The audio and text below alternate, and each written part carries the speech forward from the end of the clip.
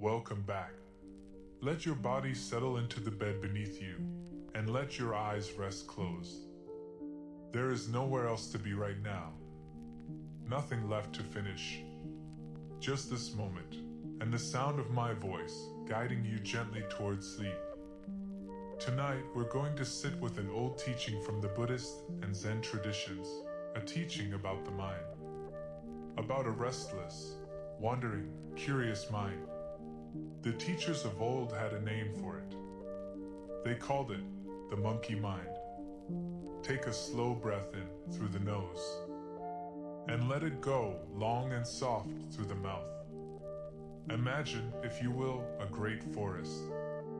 Ancient trees, their branches woven together into a high green canopy. Sunlight falls through the leaves in soft, moving coins of light. And somewhere in this forest lives a monkey. Not an unkind monkey. Not a bad monkey. Just a busy one. This monkey cannot sit still. The moment he lands on one branch, his eyes are already on the next. He swings and grabs and leaps from branch to branch, from tree to tree, chasing a piece of fruit here, a flash of color there, a sound in the distance that might be interesting. He is never resting, never finishing, never simply being where he is. The old teachers said this is the mind. Your mind, my mind, everyone's mind, when it has not yet learned to rest. Thought leaps to thought, the way the monkey leaps branch to branch.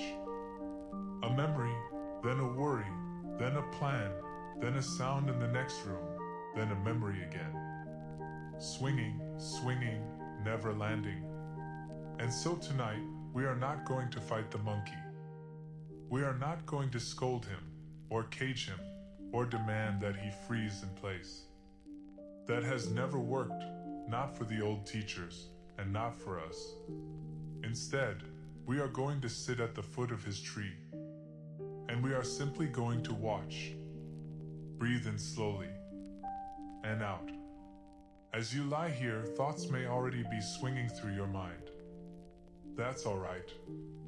That's expected.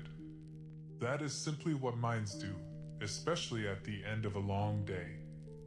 A thought about tomorrow swings by. Let it pass through the branches. A memory from today swings by. Let it pass through the branches. You are not the monkey tonight. You are the quiet forest floor beneath him, still, patient, unmoved by his motion. There is an old Zen story about a monk who was asked, "How do you practice?" And he said simply, "When I am hungry, I eat. When I am tired, I sleep." The questioner said, "But everyone does that." And the monk answered, "No. Most people, while eating, are already thinking of 1,000 other things, and while sleeping, are chasing 1,000 more. Tonight, we practice differently. When you breathe in, you simply breathe in. When you breathe out, you simply breathe out. Let's try this together now. Breathe in slowly, filling your belly like a soft balloon.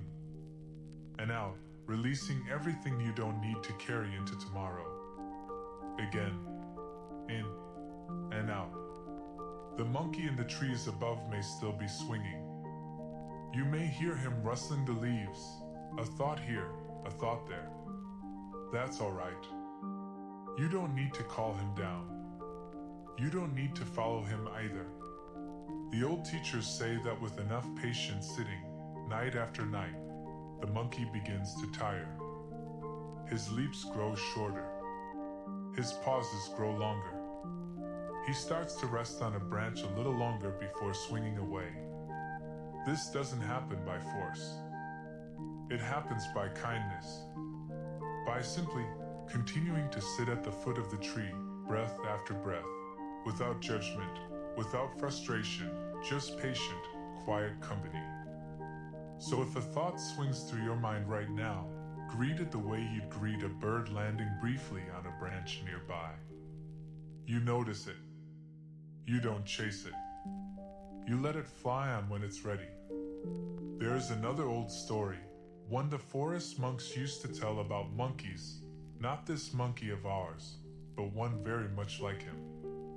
In old times, hunters wanting to catch a monkey would take a hollowed coconut, or a narrow-necked jar, and inside it, they would place a single sweet fruit, a piece of banana, perhaps.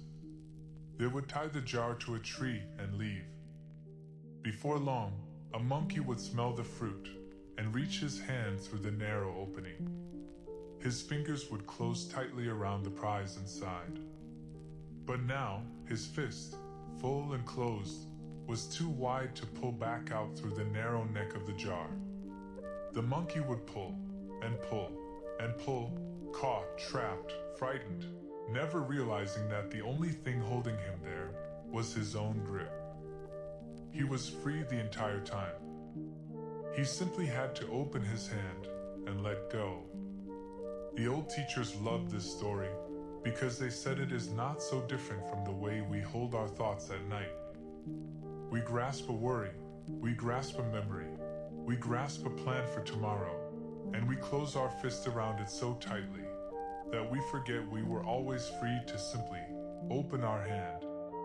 So if there is anything you are holding onto tonight, any thought gripped tightly in your palm, you don't need to fight it or pull it out by force. You only need to soften your hand. Let your fingers loosen one by one, and feel how simple it is to let something fall away when you finally allow yourself to open. Feel the weight of your body sinking a little deeper into the mattress now, your shoulders loosening, your jaw softening, your hands resting, open and unclenched.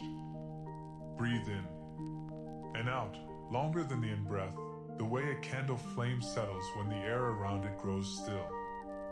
There is a quiet Zen phrase for this state, Shoshin, the beginner's mind. It means meeting this very moment as if for the first time, without the weight of 1,000 other moments pressing on it.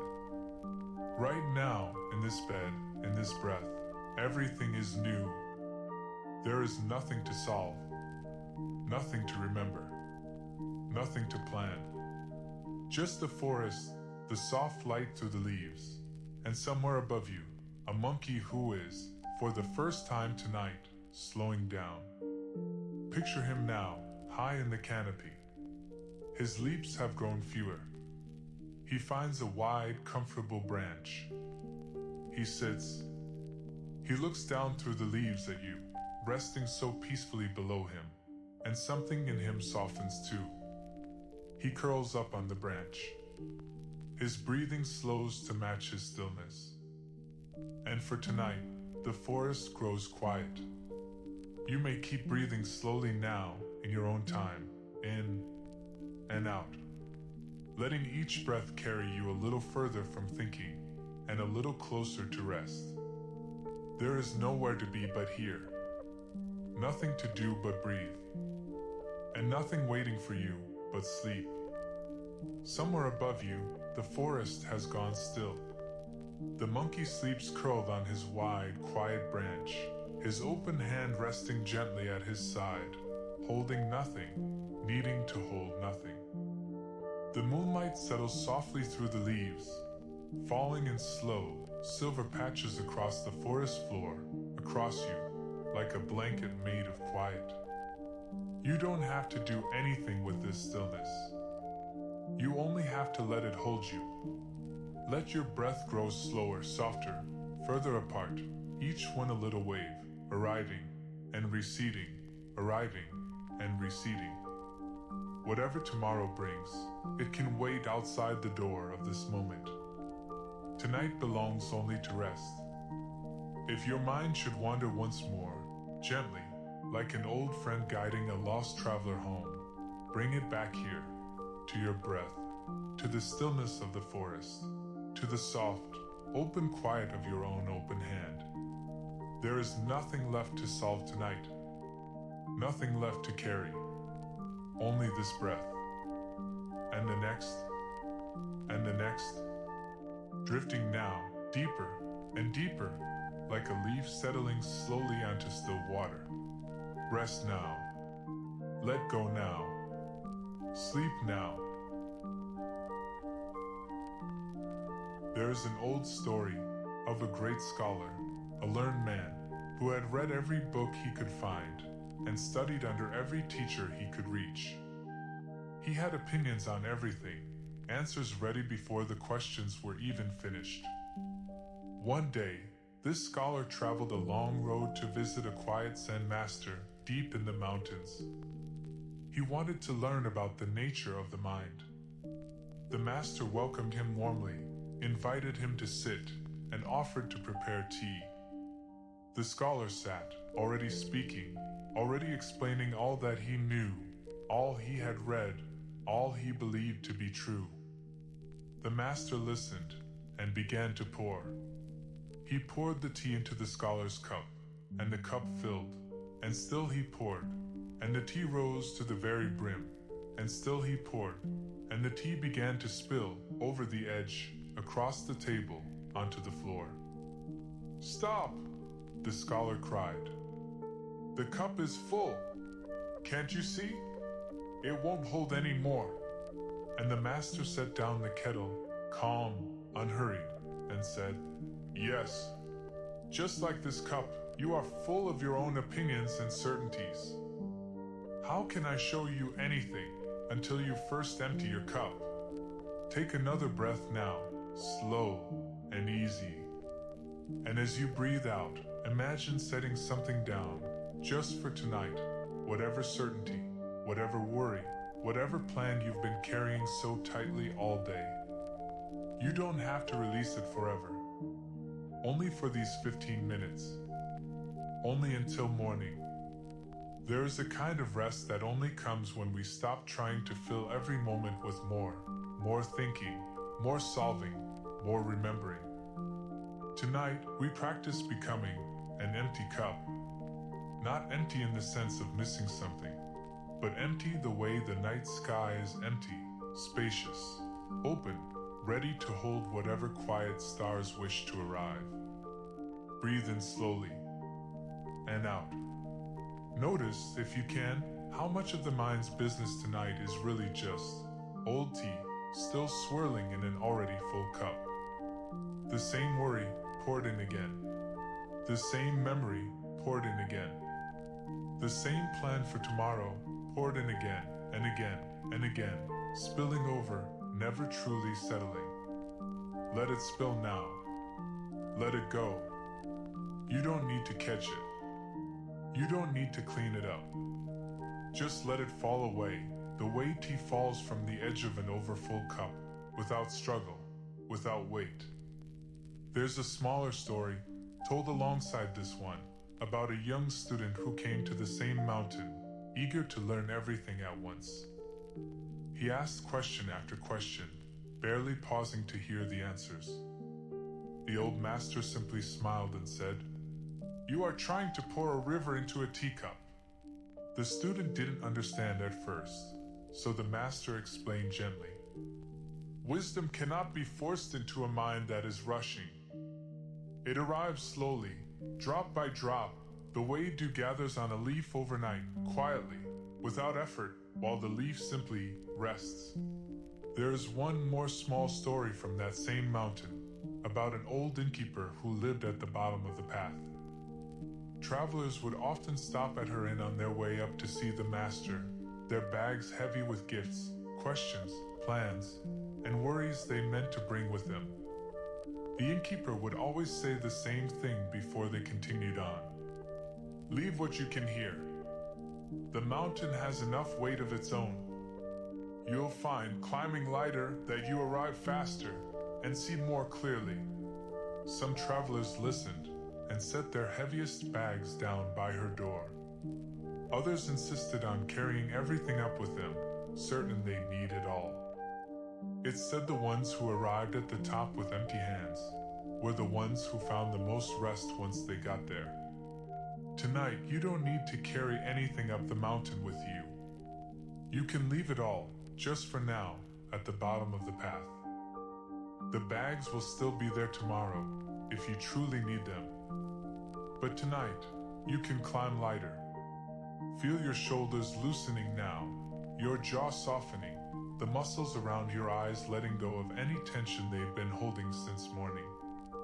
Breathe in and out, longer than the in-breath, the way water grows still after the last ripple fades. Picture, if it helps, a simple clay cup sitting alone on a wooden table in a quiet room, lit by a single candle. The cup is empty, not because something is missing, but because it is resting, ready, open.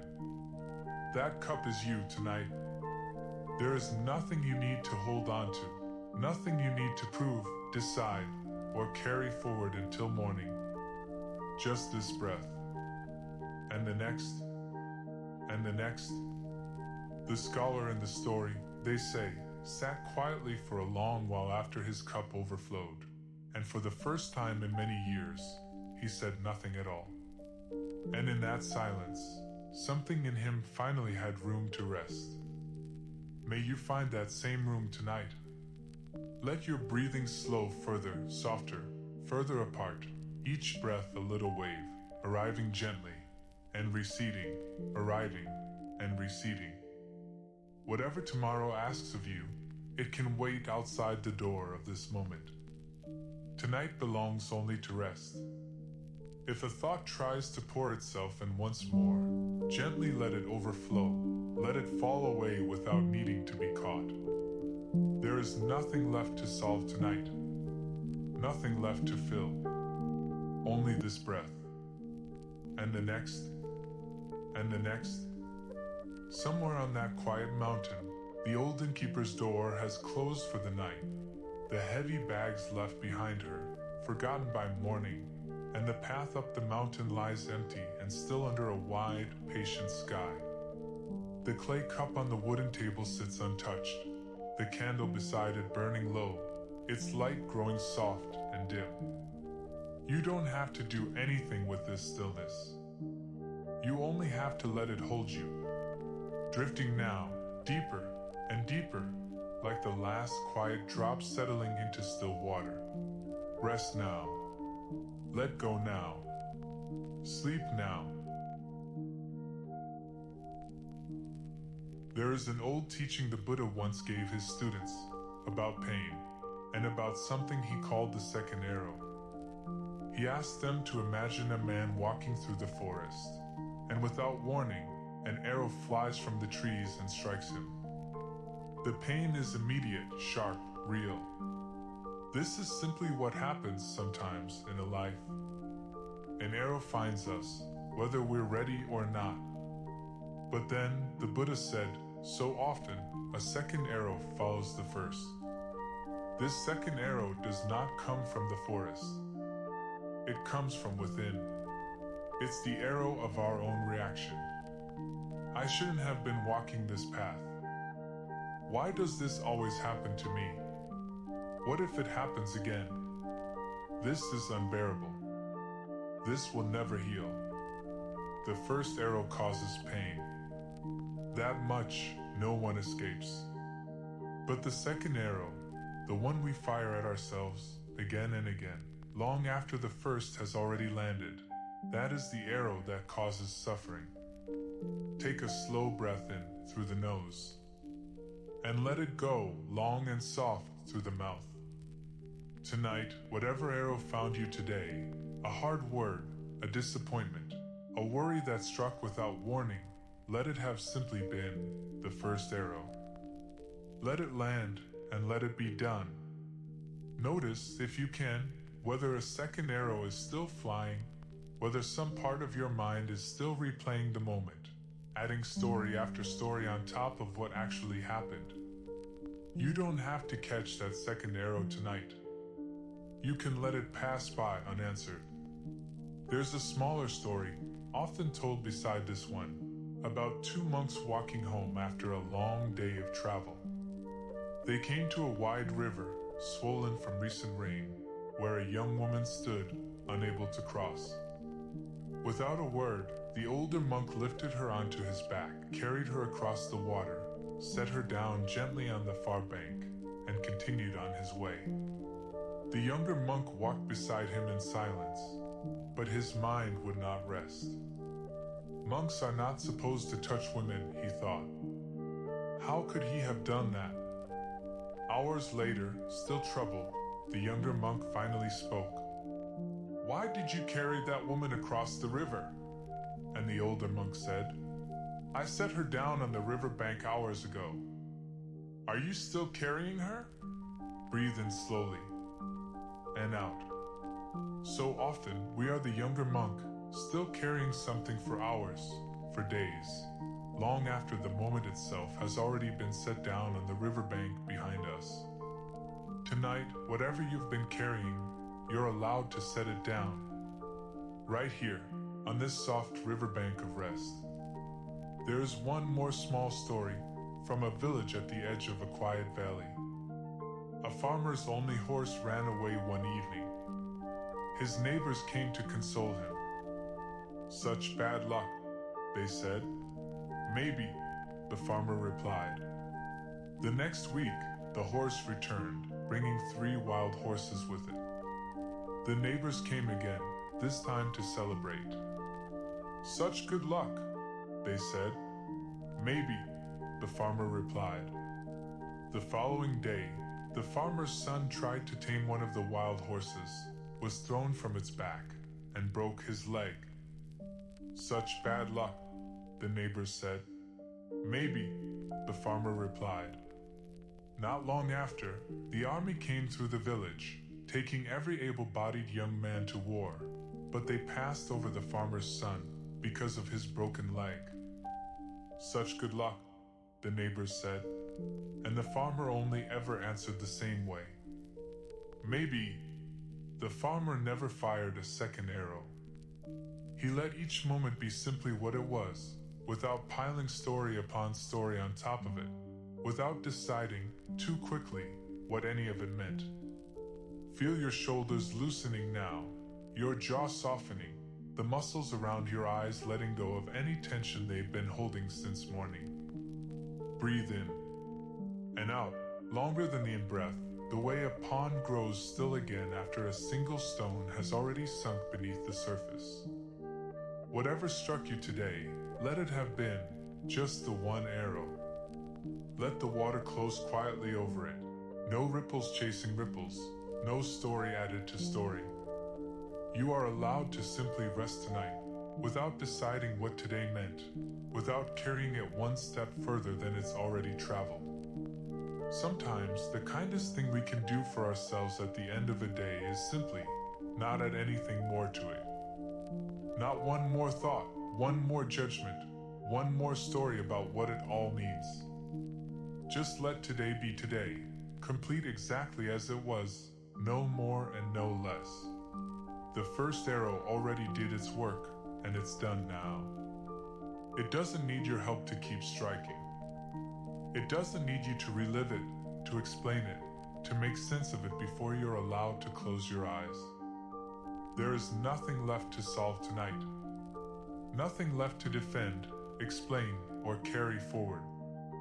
Only this breath. And the next. And the next. Somewhere in that quiet village, the farmer's lantern has gone dark for the night. His one remaining horse resting easily in its stall. His son sleeping soundly. His leg already beginning to mend. By the wide river, the old monk sleeps lightly and well, having set everything down hours ago, exactly where it belonged. You can rest just as easily tonight. Let your breathing slow further, softer, further apart, each breath a little wave, arriving gently, and receding, arriving, and receding. If a second arrow tries to rise in your mind once more, let it fall harmlessly to the forest floor, unanswered, unneeded. Drifting now, deeper and deeper, like a single stone, sinking slowly through still, dark water. Rest now. Let go now. Sleep now. There is an old teaching, shared by many Zen masters over many generations, that compares the mind to the sky, and every thought that passes through it, to into a cloud. The sky, they say, is never damaged by a cloud. It doesn't strain to hold it up or fight to push it away. It simply lets the cloud drift through at its own pace and continue on, leaving the sky exactly as vast and as clear as it always was. Take a slow breath in through the nose and let it go long and soft through the mouth. Tonight you are the sky, wide open, unbothered by weather passing through. Whatever thoughts move through your mind right now, a worry, a memory, a plan for tomorrow, let them simply be clouds, drifting at their own pace across a sky that was never their home to begin with. There is an old story about a young monk who came to his teacher, deeply troubled.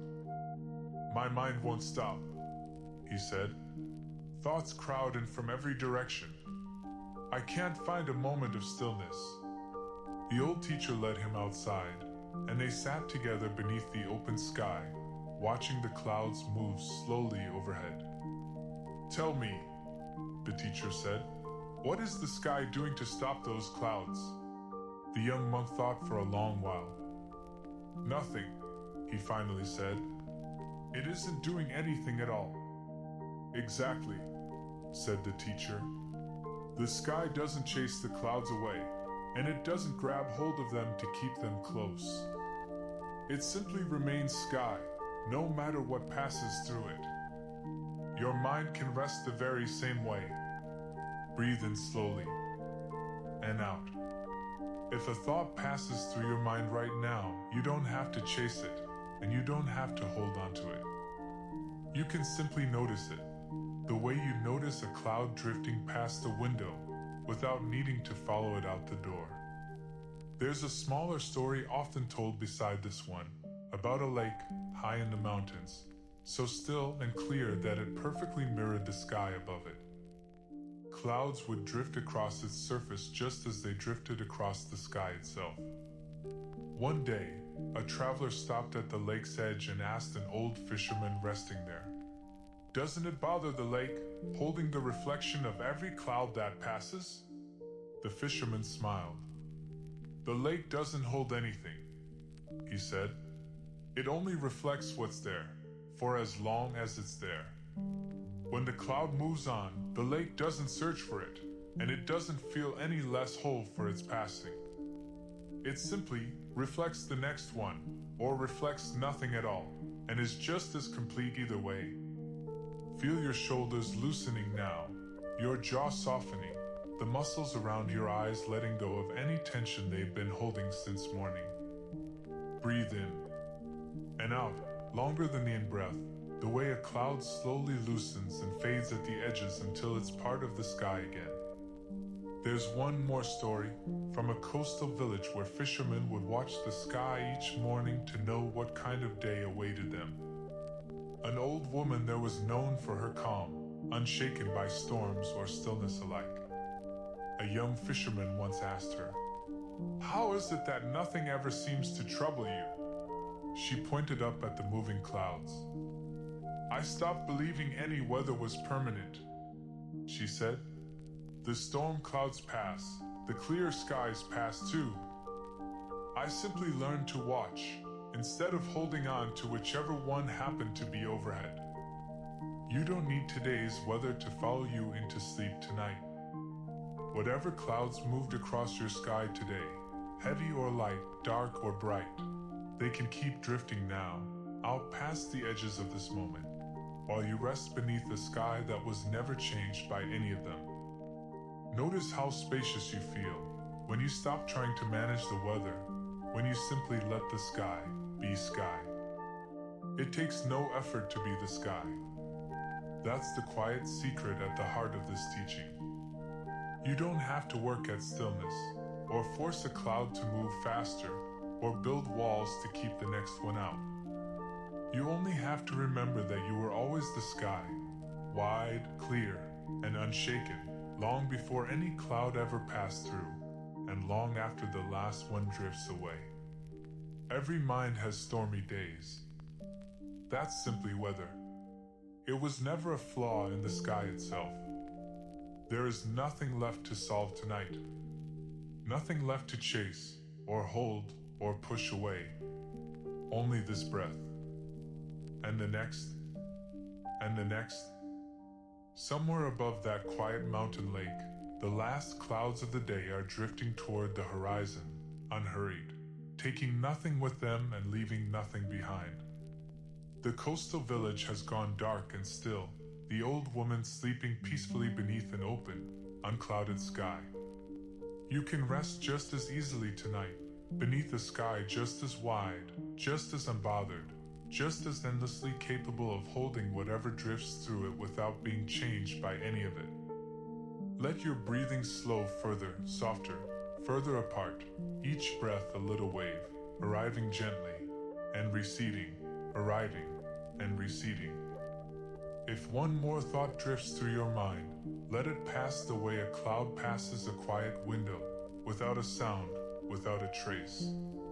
Drifting now, deeper and deeper, like the last cloud dissolving softly into a wide, dark, peaceful sky. Rest now. Let go now. Sleep now. There is an old teaching, shared by wandering philosophers and Zen masters alike, that says no one ever steps into the same river twice. The water you touch in this moment is already moving on, already becoming the next moment, and the next. By the time you notice it, it's already somewhere else, and new water has already arrived to take its place. Take a slow breath in through the nose, and let it go long and soft through the mouth. Tonight, you are standing at the edge of just such a river, and so is everything that troubled you today. It moved through the way water moves through a riverbed, and it's already somewhere downstream now, already becoming something else, already gone from where you're standing.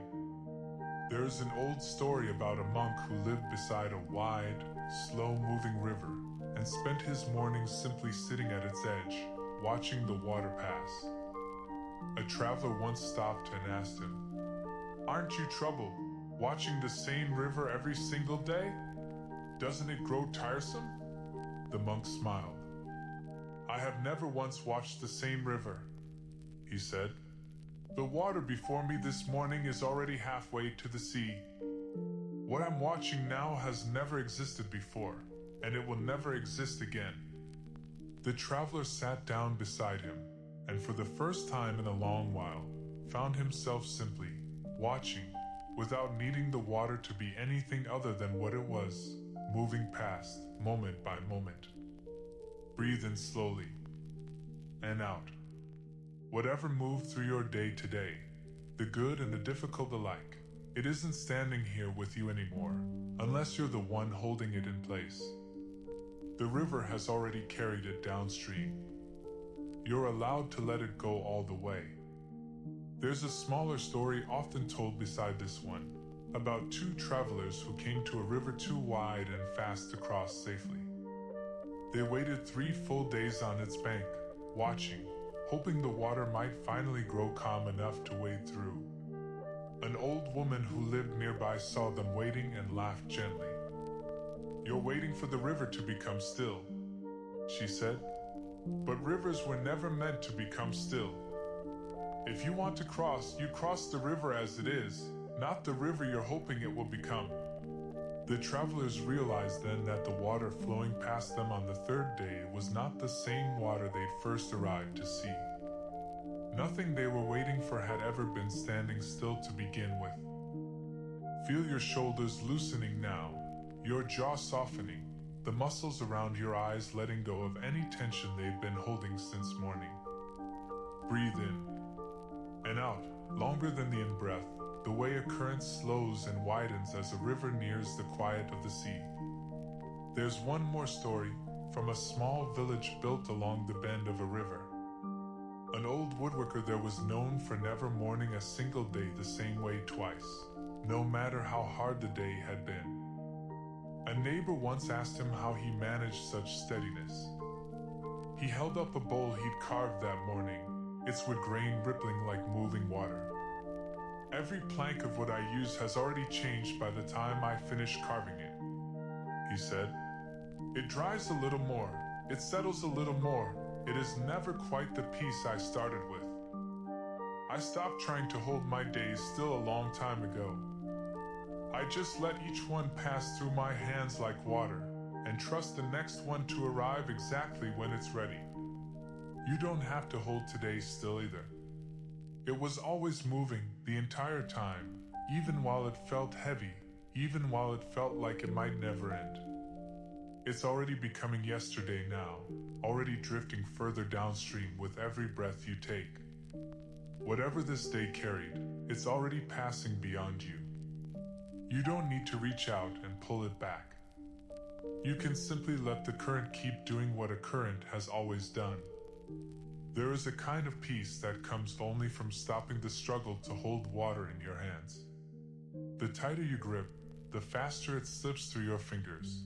But open your palm, let it flow freely, and you're no longer fighting the river at all.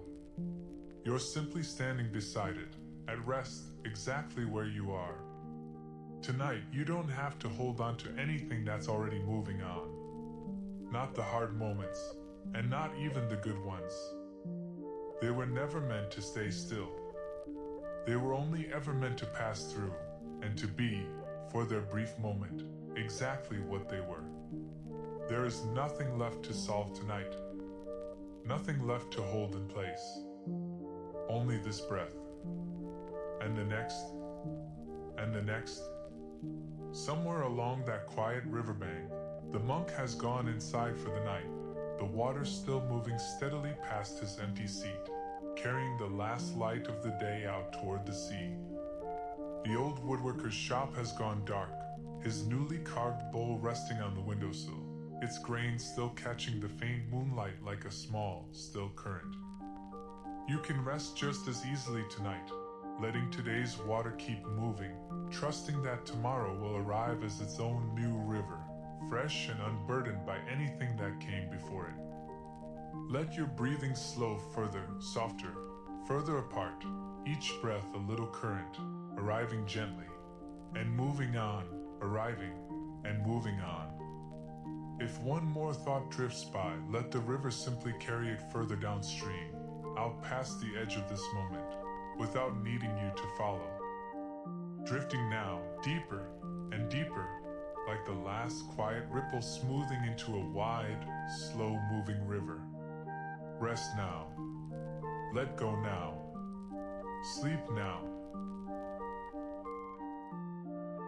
There is an old story about a Zen monk named Ryokan, who lived alone in a small hut at the foot of a mountain.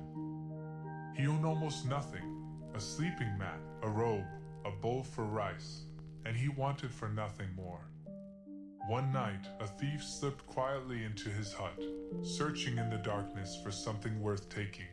But he searched, and found nothing.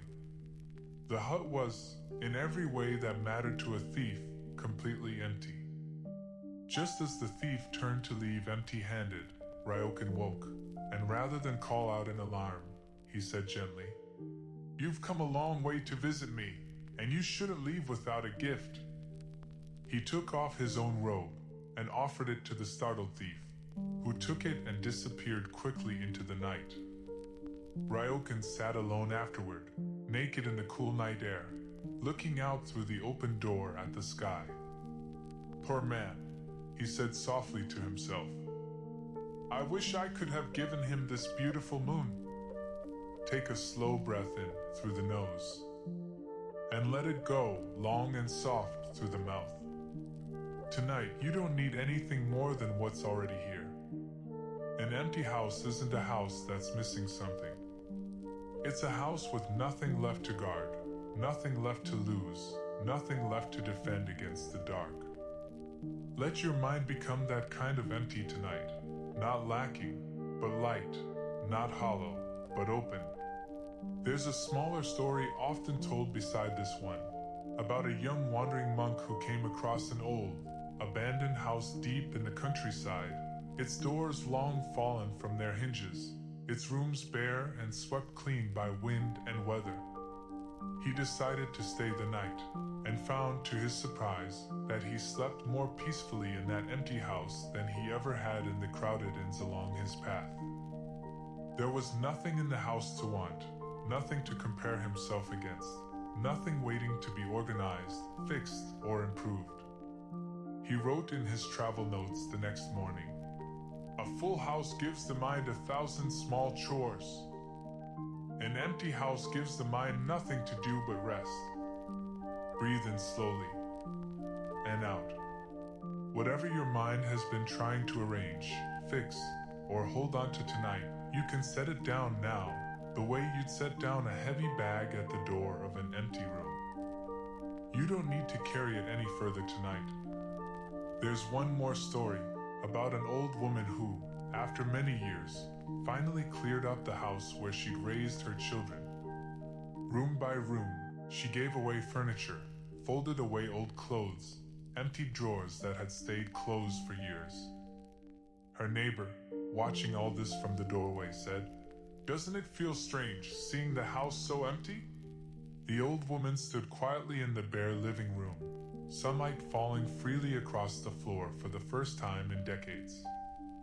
"It doesn't feel empty," she said. "It feels like there's finally room to breathe. Feel your shoulders loosening now, your jaw softening, the muscles around your eyes letting go of any tension they've been holding since morning. Breathe in and out, longer than the in-breath, the way a room settles into stillness once everything unnecessary has finally been carried out of it. Picture, if it helps, a small house tonight, quiet, bare, and softly lit by moonlight through an open window. Nothing inside it needs tending. Nothing inside it can be taken, because nothing inside it was ever being guarded in the first place. That house is your mind tonight, open, undefended, asking nothing of you but to simply rest inside it. There's a certain kind of relief that only comes once you stop needing to fill every room, once you let a house, or a mind, simply be spacious, without rushing to place something inside every corner of it. Ryokan understood this long before the thief ever knocked at his door. He had already emptied the house on purpose, long ago, and found there was more peace in the emptiness than he ever had in anything it might have held. You don't have to fill anything tonight. Not one more thought, not one more plan, not one more thing to remember before morning. You can simply let the rooms stay open, and let the quiet move freely through them. There is nothing left to solve tonight. Nothing left to hold on to, arrange, or protect. Only this breath. And the next. And the next. Somewhere at the foot of that quiet mountain, Ryokan's hut sits open to the night air, the moon he wished he could give away pouring gently through the doorway, filling the empty room with a soft, silver light that costs nothing and asks for nothing in return. The old woman's house stands quiet too, its bare rooms holding nothing but moonlight and stillness, finally able to breathe after so many years. You can rest just as easily tonight, inside your own quiet, empty house, with nothing left to guard and nothing left to lose. Let your breathing slow further, softer, further apart, each breath moving freely through an open room, arriving gently, and drifting on, arriving, and drifting on. If one more thought wanders in tonight, let it pass through the empty house without disturbing anything, the way moonlight passes through an open window without ever needing to stay. Drifting now, deeper and deeper, like a house slowly filling, not with things, but with quiet. Rest now. Let go now. Sleep now. There is an old story, told in the Buddhist sutras, about a son who left his father's house as a young man, and wandered for many years through distant lands. He forgot over time where he had come from. He forgot he had ever been anyone's son at all. He took on small, hard jobs wherever he could find them, slept in whatever shelter he could arrange, and slowly came to believe that this wandering, Uncertain life was simply all there was. Many years later, without meaning to, his path led him back through his old village, and there, at the far end of the road, stood his father's house, larger and grander than he remembered, with his own father, now old, standing at the gate. The son didn't recognize the house as his. He felt only that it looked too grand for someone like him, and he turned to hurry away, afraid he didn't belong there. But the father recognized his son at once, and rather than call out and frighten him further, the father sent quiet servants to offer the son small work around the estate, clearing yards, carrying water, nothing that would overwhelm him, nothing that would make him feel he had to explain himself. Only slowly, over years, was the son invited closer, given more trust, more responsibility, until one day, without ever having to run frightened toward it, he found himself already standing inside the home that had been his all along. Take a slow breath in through the nose, and let it go long and soft through the mouth. Tonight, there's no need to run toward rest, or to force your way back to stillness. You can simply let it come closer, gradually, the way the son was slowly welcomed back into a home he never actually lost, only forgotten was his. There's a smaller story often told beside this one, about an old traveling monk who returned, late in his life, to the small mountain village where he'd been born. He hadn't seen it in over 40 years. The paths had changed, the trees had grown taller, even the old well in the village square had been rebuilt, and yet, standing there, something in him settled immediately, the way a held breath finally releases. A young villager asked him, "Does it feel strange coming back after so long?" The old monk shook his head. "Home was never really the buildings," he said. "It's this feeling right here. I carried it with me the whole time, even when I didn't know it." Breathe in slowly, and out. Wherever you are tonight, in whatever bed, in whatever room, in whatever city or quiet corner of the world, you are allowed to feel that same settling now. Not because of the walls around you, but because of the simple, steady breath moving in and out of you. There's one more story, about a fisherman who spent his whole life traveling from harbor to harbor, chasing better waters, better catches, always certain that somewhere further along the coast, he'd finally find the place that felt like home. In his old age, tired from decades of searching, he sat one evening on a small dock, watching the sun set over calm water, and felt, without warning, the very peace he'd spent his whole life chasing. He realized then that it hadn't been waiting in some further harbor at all. It had been available in the simple stillness of any evening, on any dock, the moment he stopped searching long enough to notice it. Feel your shoulders loosening now, your jaw softening, the muscles around your eyes letting go of any tension they've been holding since morning. Breathe in and out, longer than the in-breath, the way a traveler exhales at last, setting down a heavy bag inside a familiar door. You don't have to travel anywhere tonight to find rest. It was never a distant place, waiting at the end of a long road. It's here in this breath, in this body, finally allowed to be still, in this quiet moment that asks nothing more of you than to simply arrive. Every teaching that speaks of coming home is really speaking of this same, simple truth, that what we searched so hard for was never lost, only forgotten, for a while, beneath the noise of the search itself. The moment the searching quiets, the home was already there, waiting patiently, exactly as it always had been. You don't need to earn your way back tonight. You don't need permission, or a long journey, or anything more than this next breath, moving gently in and out. There is nothing left to solve tonight. Nothing left to search for or travel toward. Only this breath. And the next, and the next, Somewhere in that old village, the wandering son now sleeps peacefully beneath his father's roof. The fear of not belonging long since faded into quiet, ordinary comfort.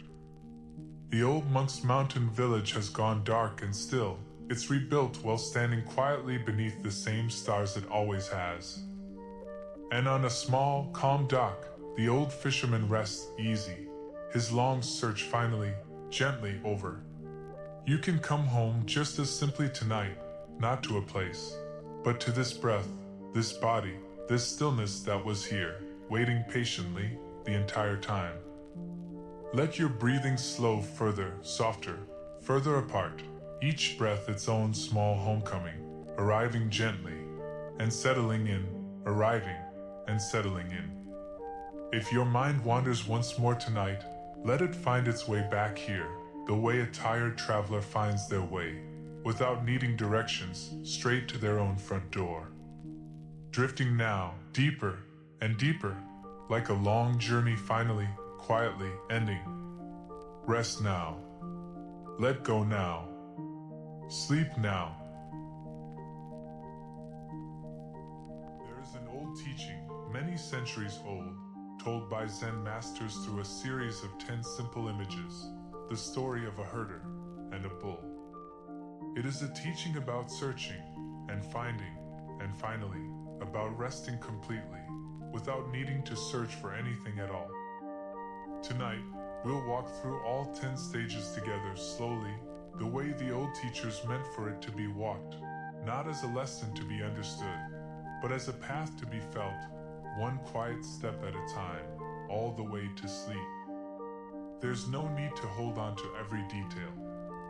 You can simply let the images move through you, the way scenery moves past the window on a long, slow evening train. These 10 stages have been painted, over the centuries, by many different hands, in many different countries, each artist adding their own small details, their own particular fields and rivers and mountains. But the shape of the journey has always stayed the same. A search that begins in confusion, a struggle that softens into trust, a companionship that deepens into stillness, and finally, a return to ordinary life, carried gently by everything learned along the way. You don't need any particular skill to walk this path tonight. You don't need to have practiced anything, or read anything, or understood anything in advance. You only need to keep breathing, slowly, and let each stage arrive in its own time, the way each season arrives, unhurried, unasked, simply because enough time has quietly passed. Take a slow breath in through the nose, and let it go long and soft through the mouth. The first stage is called searching for the bull. A young herder stands at the edge of a wide, wild field, holding a length of rope, having heard that somewhere out there, hidden among tall grass and distant hills, a great bull waits to be found. He doesn't know exactly what he's looking for, only that something feels missing. Some part of himself has wandered off, and he feels an old, familiar pull to go looking for it. He sets off at dawn, when the grass is still silver with dew, and the sky holds that pale, uncertain light that comes before the sun has fully decided to rise. He walks along paths worn thin by other travelers before him, past low stone walls, past fields where other, smaller animals graze without concern, none of them the one he's searching for. By midday, the sun sits high and warm above him, and still, nothing. He calls out across the fields, his voice swallowed by open air and rustling grass. He begins to wonder, the way anyone wonders after a long, fruitless search, whether the bull was ever real to begin with, whether he's simply chasing an old story, told to him by someone who may have been chasing it too. But he doesn't turn back. Something keeps him walking, even without proof, even without certainty. Some quiet, stubborn faith that the search itself means something, even before it produces an answer. Perhaps you know this feeling too, the quiet sense, at the end of a long day, that something in you has wandered, and needs to be gently searched for. Perhaps you've spent today, like the herder, walking through your own fields, meetings, conversations, small tasks, worries, without ever quite finding the stillness you were hoping to arrive at. Tonight, you don't have to search anywhere far. You don't need proof that rest is real before you're allowed to walk toward it. You can simply notice the wandering itself, the way the herder noticed his own restlessness, without yet needing an answer, without yet needing to have found anything at all. Breathe in slowly, and out. As evening falls in the story, the herder finds a low place beside a stream to rest for the night, his search unfinished, his rope still empty, coiled loosely beside him. And even here, unfinished, there is something peaceful in simply having tried, in simply having begun. You, too, have already begun tonight, simply by lying here, simply by letting your breath slow, simply by turning your attention gently inward, away from the noise of the day and toward this quieter field within you. There's an old story sometimes told alongside this very first stage, about a young girl who spent an entire summer searching her grandmother's garden for a particular flower her grandmother had described to her from memory, one that supposedly bloomed only once a year, deep among the tangled vines at the garden's far edge. She searched every morning before school, and every evening after, pushing aside leaves, kneeling in damp soil, growing more and more frustrated as days turned into weeks without a single sign of it. Her grandmother would only smile each evening and say, "Some flowers take their time deciding when to open. Your job isn't to make it bloom faster. Your job is only to keep visiting the garden." Near summer's end, on an ordinary morning when the girl had almost stopped expecting anything at all, she found it, exactly where her grandmother said it might be, a small, pale blossom she'd walked past dozens of times before, finally open, as though it had simply been waiting for the right, unhurried moment. Tonight, sleep may feel a little like that flower, somewhere further along in your own garden, not yet visible, not yet ready to open. You don't need to force it open early. You only need to keep visiting, gently, breath by breath, trusting that it will open in its own good time, the way it always has, the way it always will. Feel your whole body settling a little further into the mattress now, patient, unhurried, simply visiting the garden of this evening without demanding anything from it just yet. Breathe in and out. The second stage is called discovering the footprints. After a long night's rest by the stream, the herder wakes at first light and continues on, and it isn't long before he notices something in the soft mud near the water's edge. Tracks, pressed deep into the earth, wide and unmistakable, still holding a faint outline of water pooling gently inside them, meaning they were made not long ago. He kneels down slowly, runs his fingers along the edges of the print, feeling the weight of it, the size of it, and for the first time since he began his search, something in his chest loosens. The bull was here. It is real. It left a trail behind, and where there is a trail, there is a way forward. He follows the tracks for hours, through tall grass bent low in one clear direction, past broken branches at just the right height to have been brushed by something large passing through. Each new sign fills him with a little more certainty, a little more quiet excitement, even though the bull itself remains completely out of sight. This stage isn't about finding the bull, not yet, only about finding proof that the search was never foolish to begin with. Some nights, rest works the very same way. You don't fall asleep all at once, in one single motion. You simply notice small signs along the way, gathering quietly, one after another, a slower breath, a softer jaw, a body beginning, almost without your permission, to let go of the tension it carried all day. Feel your shoulders loosening now, just slightly, the first small footprint on tonight's path toward rest. Notice your hands too, resting at your sides or folded gently over you, no longer needing to hold on to anything, no longer needing to grip the day the way they may have gripped a phone, a pen, a steering wheel, hours ago. Each of these small releases is its own footprint, proof that sleep, like the bull, is already somewhere nearby, already leaving its own quiet trail through you. There's a small story often told beside this second stage, about an old tracker who spent his whole life teaching younger hunters how to read a trail. He would tell them again and again, the footprint is not the animal. Don't fall in love with the footprint and forget you're still walking towards something alive. One of his students once found a particularly clear, deep print and sat beside it for hours, studying every ridge and groove, reluctant to move on, as though staying close to the print itself might be enough. The old tracker found him there at dusk and said gently, "You can study this mark forever, and it will never get up and walk beside you. Some things we only reach by continuing to move.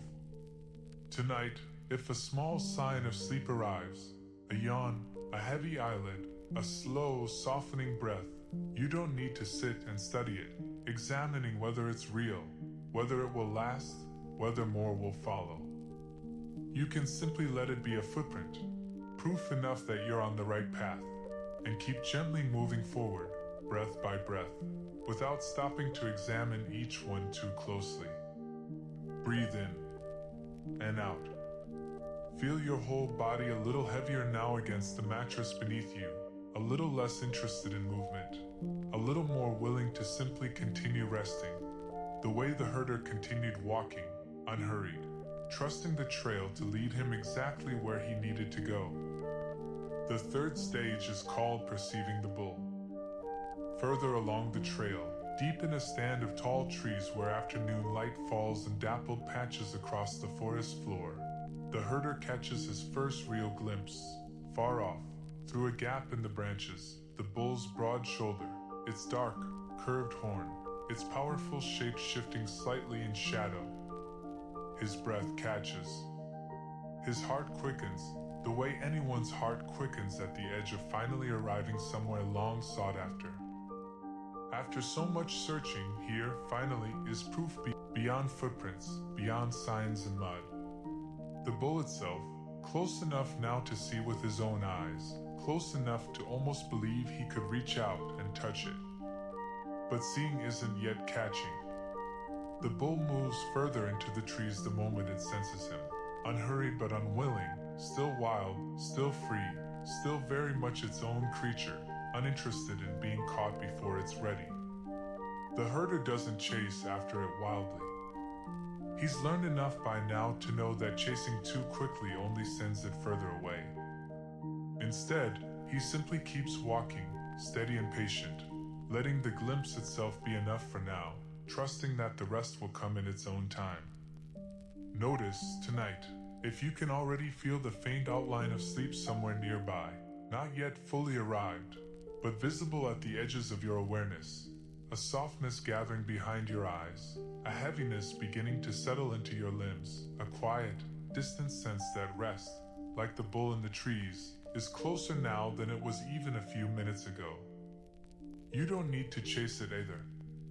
Chasing sleep, the way chasing the bull, only sends it further into the shadows. You only need to keep walking gently, breath by breath, letting each small glimpse of stillness be enough, trusting the rest to arrive when it's ready. Breathe in and out a little slower than the one before it. The fourth stage is called catching the bull. The herder moves carefully now, circling wide through the trees, keeping his steps soft, his breathing even, until at last, in a small clearing bathed in late afternoon light, he gets close enough to loop his rope around the bull's thick, powerful neck. The moment the rope tightens, the bull startles, and the calm stillness of the clearing breaks apart entirely. It rears back, kicks up dust and fallen leaves, pulls hard against the rope with all the strength of something wild and unused to any restraint at all. The herder is nearly pulled off his feet, his hands burning against the rough rope, his arms straining to hold on. This is often described as the hardest of all 10 stages. The bull is found, but not yet calm. The mind is quieting, but not yet still. There is a real struggle here, honest and difficult, not to be skipped over or pretended away. Thoughts may still tug against you tonight too, the way the bull tugs against the rope, unwilling, at first, to simply walk where you'd like to lead them. A worry might resurface just as you feel yourself softening. A plan for tomorrow might tighten its grip just as your body begins to loosen. This is not failure. This is simply the fourth stage, exactly where it belongs, exactly as it has always been for every herder who has ever walked this path before you. The old teachers never suggested fighting the bull harder.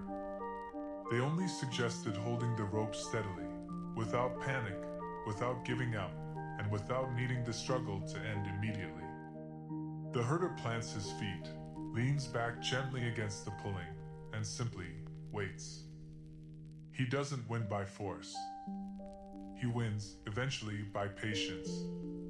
There's an old story sometimes told beside this fourth stage, about a blacksmith who spent years trying to shape a particularly stubborn piece of iron into a tool he needed for his workshop. He would heat it, hammer it, plunge it into cold water, over and over, and still, it resisted, cracking slightly at the edges no matter how carefully he worked it. An older blacksmith, watching him struggle one afternoon, finally said, "You're trying to force it to become something before it's ready to become anything at all. Iron doesn't care how badly you want to finish. It only responds to heat, and time, and patience, given in the right order." The younger blacksmith slowed down after that. He learned to wait longer between each stage, to let the metal rest as much as he worked it, to trust that the shape he wanted would arrive eventually, not because he forced it, but because he stopped rushing past what the iron itself needed. Tonight, if any part of your mind still feels like that stubborn iron, resisting, cracking slightly at the edges under too much pressure to relax immediately, you don't need to force it into stillness all at once either. You can simply give it more time, more warmth, more patience, trusting that the shape of rest will arrive on its own, in its own right order, without needing to be hammered into place. Breathe in and out. Feel your jaw softening now, even if only a little, your hands resting open and unclenched, no longer needing to grip anything tightly at all. The rope of the day finally, slowly, loosening in your grip. The fifth stage is called Taming the Bull. Slowly, over patient hours, as the light in the clearing shifts from gold to a deeper amber, the bull begins to calm. Its pulling grows weaker, then intermittent, then finally stops altogether. It stands still at last, breathing hard, sides heaving, but no longer fighting the rope at all. The herder doesn't celebrate loudly, doesn't tighten the rope in triumph. He simply steps closer, slowly, and rests a hand against the bull's broad neck, feeling its warmth, feeling the tension finally beginning to drain out of its powerful frame. Over the following days in the story, though we can imagine them compressed now into these next few, slow breaths, herder and bull walk together often, the bull learning, little by little, that the rope isn't a punishment, only a gentle guide. It no longer pulls hard against it. It walks now beside the herder, not because it's been beaten into submission, but because some quiet trust has grown between them, step by step, without force, without a single harsh word. This is how the mind settles too, most nights, if we let it, not through struggle, not through willing ourselves into stillness by force, but through patient, repeated gentleness. Every breath you've taken tonight, from the very first one, has been another quiet step in this same taming, not fighting your thoughts into silence, not dragging them wherever you'd like them to go, but simply walking beside them, calmly, until they finally, gradually, match your own unhurried pace. Breathe in slowly, and out. If a thought rises again right now, You don't need to pull hard against it. You can simply rest a hand against it, the way the herder rested his hand against the bull's neck, and let your steadiness, more than any force, be what finally calms it.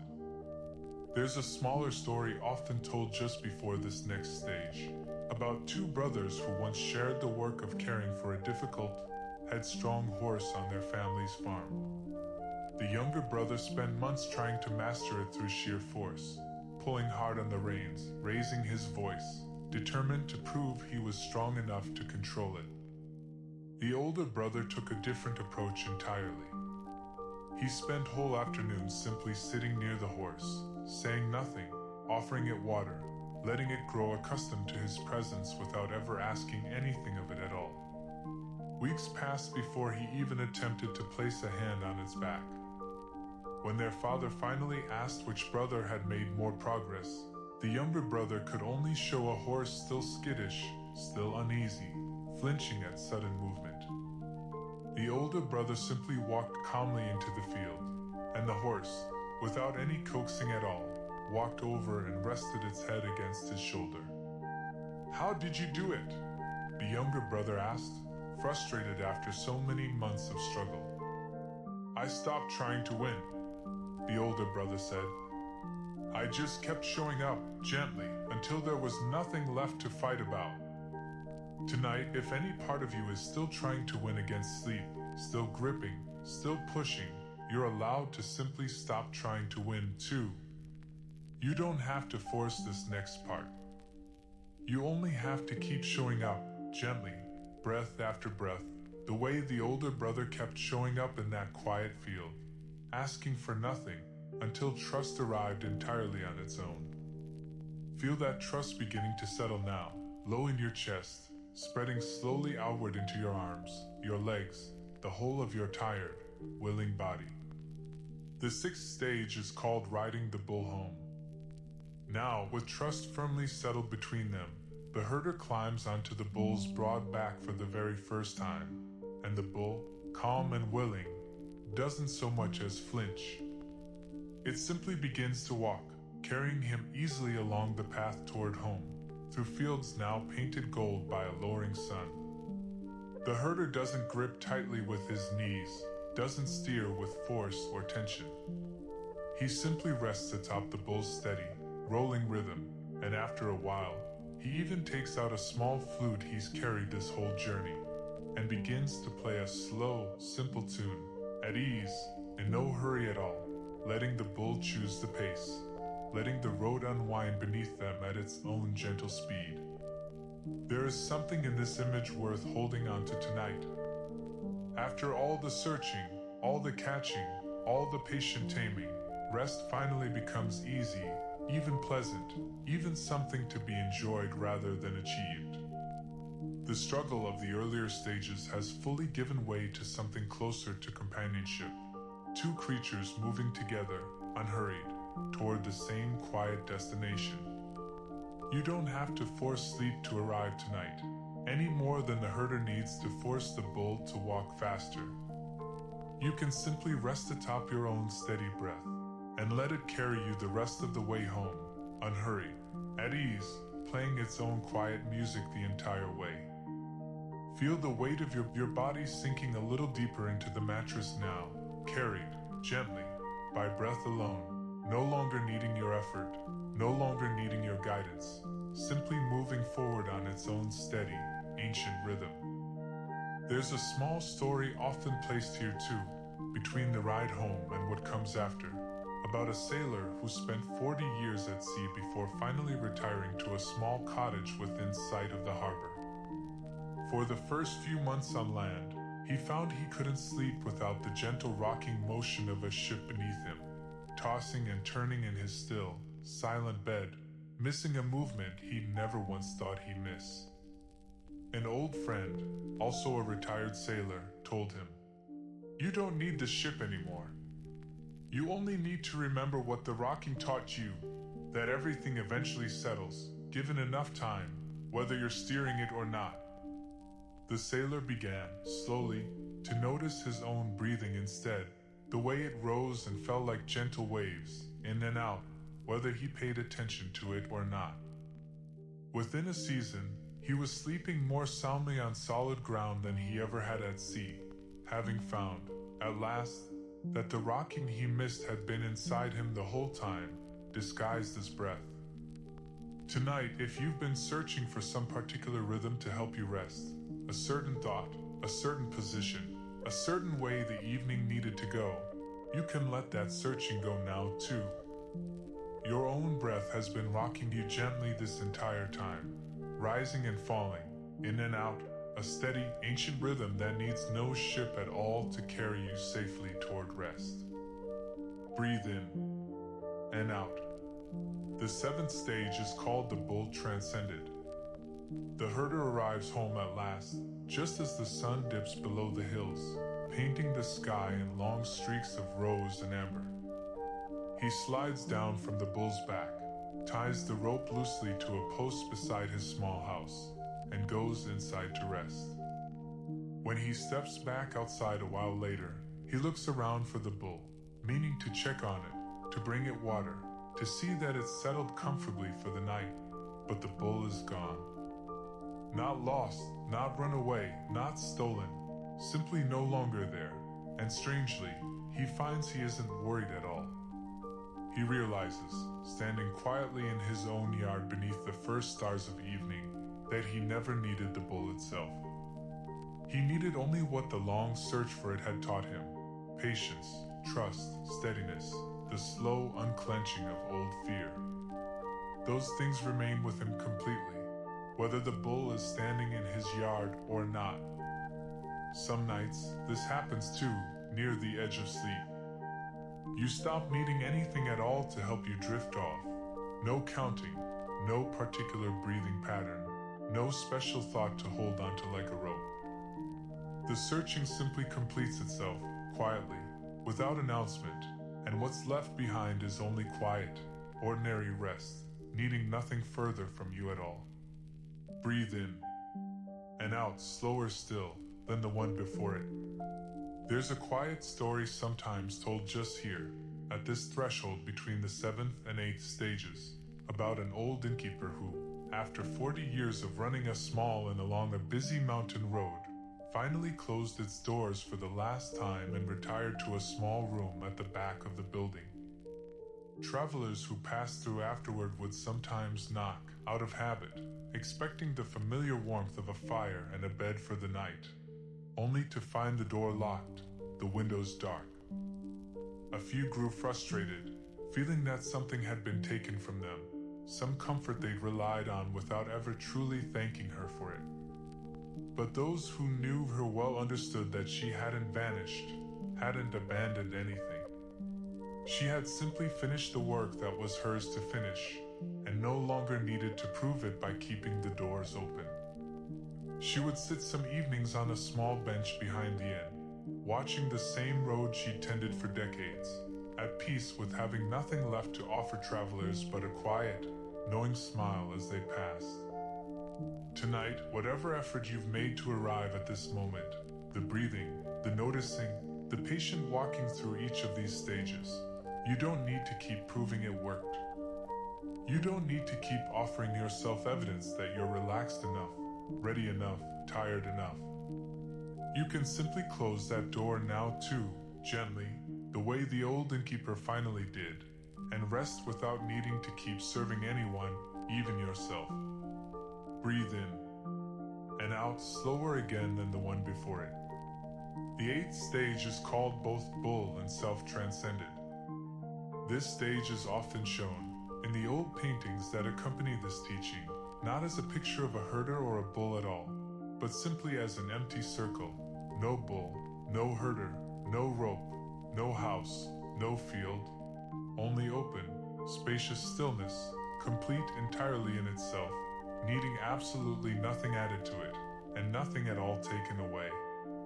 It's a strange stage to describe, because there is almost nothing left to describe. The searching herder, so present in every earlier image, has quietly dissolved along with the bull he searched for. What remains isn't emptiness in the sense of loss, but emptiness in the sense of completeness, the way a perfectly still pond, holding no ripples at all, is not missing anything, but is simply, fully, exactly what it is. Tonight, you're allowed to rest in this same kind of stillness, not thinking about resting, not watching yourself fall asleep from some small corner of your mind, not managing or narrating the process at all, just this simple, open quiet, exactly as it is, asking nothing more of you, needing nothing more from you. There is nothing left to solve tonight. Nothing left to search for, tame, or carry home. Only this breath. And the next? The ninth stage is called returning to the source. After the emptiness of the circle, the old paintings surprise us by returning, gently, to the world. A river is shown, flowing exactly as it always has, its water catching soft light. Blossoms are shown opening on a branch, exactly as they always do each season, needing no audience, no praise, no witness at all to justify their unfolding. Nothing in this stage is extraordinary. Nothing has been added, nothing improved, nothing fixed, and that, the old teachers say, is precisely the point. After all that searching, all that struggle, all that eventual emptiness, what's left is simply the world itself, seen clearly for what it always was, without any search clouding the view any longer. Tonight, this bed, this breath, this quiet, ordinary room, these are enough, exactly as they are. There was never anything wrong with any of it that needed a bull, or a search, or a rope to fix in the first place. Only rest, arriving in its own unhurried time, the way rivers have always simply flowed, without ever needing permission to do so. There's a last small story that fits naturally here, about a mapmaker who spent his whole career charting distant, unfamiliar lands, only to return home in his old age and spend his final years slowly, carefully mapping the small town where he'd been born, walking every street, noting every garden, every worn step, every familiar tree, as though seeing it, truly seeing it, for the very first time. A former student visited him once and asked why, after mapping mountains and rivers no one else had ever charted, he was spending his last years on something so ordinary, so close to home. The old mapmaker smiled and said, "I spent my whole life searching distant places for something extraordinary. It took me until now to realize the ordinary was extraordinary the entire time. I just wasn't standing still long enough to see it clearly. Tonight, this room, this bed, this breath moving quietly in and out of you, none of it needs to be distant or extraordinary to be exactly enough. You don't have to travel anywhere further tonight to find what you're looking for. You can simply stand still, the way the old mapmaker finally did, and let the ordinary reveal itself, slowly, clearly, completely, right here, exactly where you already are. Let your breathing slow further, softer, further apart, each breath its own small river, arriving gently, and moving on, arriving, and moving on, exactly the way rivers always have, long before tonight, and long after. There's one more small story worth pausing for here, about a painter who spent decades trying to capture the perfect image of an empty sky on canvas, convinced that emptiness itself was the hardest thing in the world to paint truthfully. He filled canvas after canvas with careful gradients of blue, subtle clouds, faint traces of passing birds, never quite satisfied, always feeling that something extra had crept in where it didn't belong. Late in his life, exhausted after yet another failed attempt, he set his brush down, walked outside, and simply lay back in the grass to rest, looking up at the real sky above him, not to study it this time, only to rest beneath it. He fell asleep right there in the field, and when he woke hours later, someone asked him if he'd finally found a way to paint the emptiness he'd been chasing all those years. He laughed softly and said, "I stopped trying to paint it. I just laid down and let it hold me instead. Maybe that was always the better way to know it." Tonight, you don't have to paint tonight's stillness either. describing it to yourself, analyzing it, trying to capture it perfectly before you're allowed to rest inside it. You can simply lie back, the way the old painter finally did, and let the wide, quiet emptiness above and around you hold you instead, without needing anything further from you at all. There's a final small story worth resting in here, before the 10th stage, about an old woman who lived her whole life in a fishing village, and was known for baking bread every single morning, not for herself, but simply to leave warm loaves on the doorsteps of anyone who happened to need one, without ever saying which doors she'd chosen or why. A young visitor once asked her how she decided who deserved the bread. The old woman laughed and said she never decided anything at all. She simply baked and walked and set a loaf down wherever her feet happened to stop, trusting that whoever found it needed it exactly as much as anyone else might have. "Don't you get tired?" the visitor asked. "Giving so much away every single day without ever knowing if it mattered?" The old woman shook her head slowly. "The baking rests me," she said.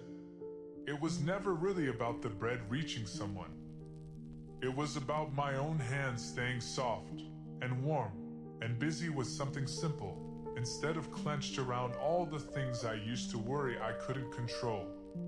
Tonight, you don't have to know whether tonight's rest will matter tomorrow, whether it will be enough, whether it will fix anything at all. You can simply let your breathing be like the old woman's bread, offered gently, without needing proof of its effect, simply because offering it, simply because breathing softly and slowly, is itself already a form of rest. Feel your hands resting now, soft and warm and unclenched, the way the old woman's hands stayed soft after so many mornings of simple, quiet giving.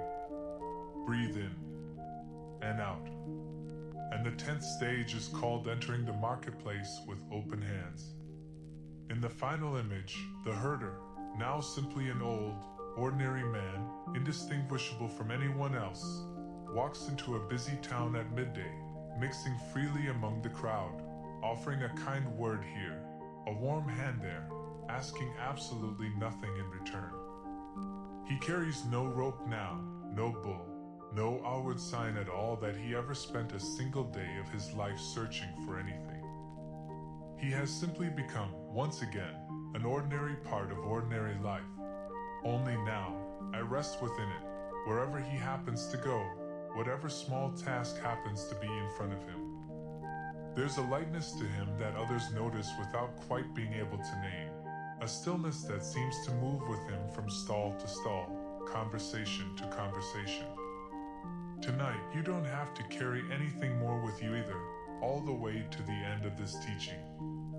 Not the searching, not the taming, not even the peace itself, held tightly like something precious that might slip away if you're not careful enough. You can simply rest, ordinary and complete, exactly where you already are, in this bed, in this room, in this life that was never actually missing the thing you spent the whole day searching for. Somewhere out past that wild field where this story began, the bull grazes quietly under a rising moon, needing nothing, watched by no one, simply being exactly what it has always been, exactly what it will go on being long after this story ends. The herder's rope hangs, unused, on a hook beside his door, gathering a little dust in the quiet dark, no longer needed, but not discarded either, simply resting, the way old tools rest once their work is finally, gently done. And the flute he once played, riding home atop the bull's steady back, rests now on a windowsill, silent, its evening song already finished, its small work already complete. You can rest just as completely tonight, nothing left to find, nothing left to tame, nothing left to carry all the way home, because you were, in a way the herder eventually understood too, already home the entire time. If one more thought wanders through your mind before sleep finally takes you, let it graze quietly in its own wide field, needing nothing from you, asking nothing of you, simply being exactly what it is, for as long as it likes, before it too, eventually, wanders off into the dark on its own. Breathe in and out. There is a small story, sometimes added as a final note to these 10 stages, about a traveler who once asked an old Zen master which of the 10 stages was the most important. The old master thought for a long while, turning the question over slowly, the way one turns a smooth stone over in an open palm, and finally said, "None of them, and all of them. They were never really 10 separate stages at all, only one long, quiet breath, taken slowly, one small piece at a time, until it was finally fully complete." Tonight, let your whole evening be that one long breath, the searching, the finding, the catching, the taming, the writing, the letting go, the emptiness, the returning, and finally, the simple, ordinary rest of arriving home. All of it, simply one breath, slowly, gently, quietly completing itself, exactly as it was always going to. Feel your whole body settling now, heavier, softer, quieter than it's been all day. Every small stage of tonight's long journey already walked, already complete, already resolved into simple, ordinary stillness, needing nothing further from you at all. There is nothing left to search for tonight. Nothing left to tame, or carry, or prove, or hold on to. Only this breath. And the next. And the next. Let your mind wander back, gently, one last time, across everything we've walked through together tonight. The wide field where the search began, the soft footprints in the mud, still holding their small pool of morning water, the flash of shoulder and horn glimpsed once through a stand of trees, the pulling rope, the tired arms, the slow surrender into calm, the warm, patient hand resting at last against a broad, steady neck. The ride home atop a rhythm no longer needing to be controlled. The small flute song drifting out over golden fields. The quiet realization, standing alone in an empty yard, that nothing more was ever needed. The wide, open circle holding nothing, and somehow, in holding nothing, holding everything, the river, moving on exactly as it always has, the blossoms, open through the whole of the night, needing no witness at all, and finally, the ordinary walk into an ordinary town, hands open, carrying nothing, needing nothing, complete exactly as they were. You don't have to remember all of it. You never have to hold on to a single piece of it. You can simply let the whole shape of tonight's journey settle into you the way warmth settles into a body finally allowed to rest, quietly, without effort, without needing to be recalled or explained to anyone, even yourself, in the morning. The wide field grows quiet under a full moon rising slowly over the hills. The river keeps moving, exactly as it always has, carrying moonlight gently along its dark, unhurried surface.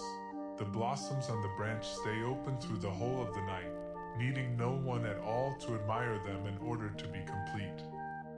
Somewhere, an old rope hangs still and unused on its hook by a quiet door. Somewhere, a bull sleeps standing in tall grass, untroubled, unwatched, simply being exactly what it has always been. Somewhere, an old flute rests silent on a windowsill, its evening work long finished, its song already given fully to the night air.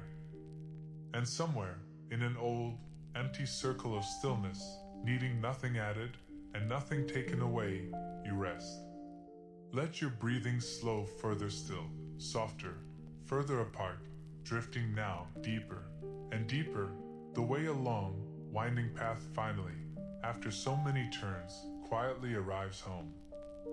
There's nothing left to walk toward tonight. You're already here. You were, in a quiet way, already here the entire time, long before the first footprint, long before the rope, long before any of this long, gentle journey began. Rest now. Let go now. Sleep now. Somewhere far off, an old flute plays one last, soft, unhurried note, and lets it fade slowly into silence. The field is still. The river moves on, quietly into the dark. The bull is at rest, exactly where it has always belonged. And so, at last, are you. Let every remaining thought dissolve now, gently, the way mist lifts off a field once the sun has fully set, leaving only stillness behind. Only the soft weight of your own breathing, only the quiet dark, holding you exactly as you are. There is nowhere left to go tonight. Nothing left to become. Only this breath. Only this rest. Only this quiet, ordinary, complete stillness, carrying you now, gently, the rest of the way. Sleep now, all the way, until morning. If this quiet time together helped you rest tonight, consider staying a little longer with us. Subscribe to the channel, and tap the small bell beside it, so you never miss the next teaching, the next story, the next quiet hour built to carry you gently towards sleep. Every new video arrives the same way this one did, slowly, without hurry, simply here, whenever you need it, waiting quietly until you're ready to return. Until then, rest well, and we'll see you again soon.